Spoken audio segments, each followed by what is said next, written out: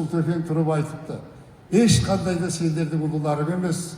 Ол ұлы даланың, ұлы қазақ жұртының Мұқағали дейтін әлі таныла қоймаған ұлы ақыны. Ана алты шумақ өлең, 6 өлең соныкі деп. Содан бастап Мұқағалиді Қытай тілде аудару басталды. Қытай тілде жарық көрген, мен қазір сол Сұлтан ағаны еске алып отырмын. Тәбәрәк қызын еске алып отырмын. Солардың жүрек қағысы. Олар Албан, Арғын, Суан, кіші жүз дегенді білмейтін ана арғы беттегі біздің ағайындардың түгел келіп осы жұмылып келіп Мұқағали дейтін қазақтың ұлы ақыны деп, соны Бейжіңге дейін апарып, ақыр аяғында соған жаңағы кәдімгі күш көрсетіп, үлкен пәрмен көрсетіп, тағы бір қазақтың мына Сархан мен жаңағы Андреевкінің ортасында туып өскен Бауыржан Оспанов деген жігітті айтқым келеді. Сол маған бір келіп қалды. Айналайын Бауыржан, Мұқағали ағаңды білесің бе? Білемін. Білетін болсаң, соны Қытай тілінде жаңағы кітабы шығайын деп жатыр. Соған бір дәнекерлік жасап жіберу керек болып тұр деп екі сөзге келген жоқпын.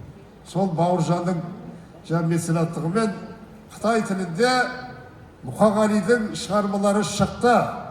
Содан бастап қазір Мұқағалиді қайта олар бастырады. Мұқағали шынында да 1,5 миллиард халқы бар Қытай тілінің өзінің төл ақыны секілді болып кетті. Бұл ұлылықтың белгісі деген сөз. Үшінші Мұқағалидың ағылшын тілде аударылғаны.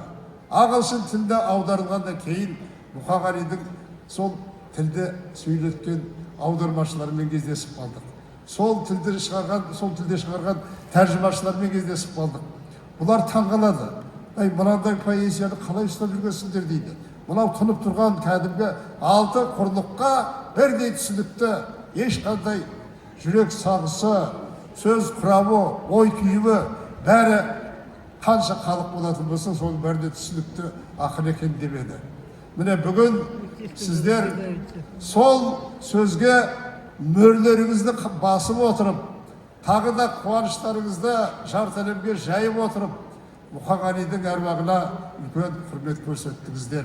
Мұқағали дейтін өзінің шынында да естеріңізде болса, жаңағы өкініш өмірі қара сөзбен басталды. Шарықта биікке көтерілді. Ал бір өлеңі менің есімде кетпейді, кетерінде жағы. Еранбек айтатын Асақ алдында жазған өлеңі. Өкінішті. Мына жаман сырқат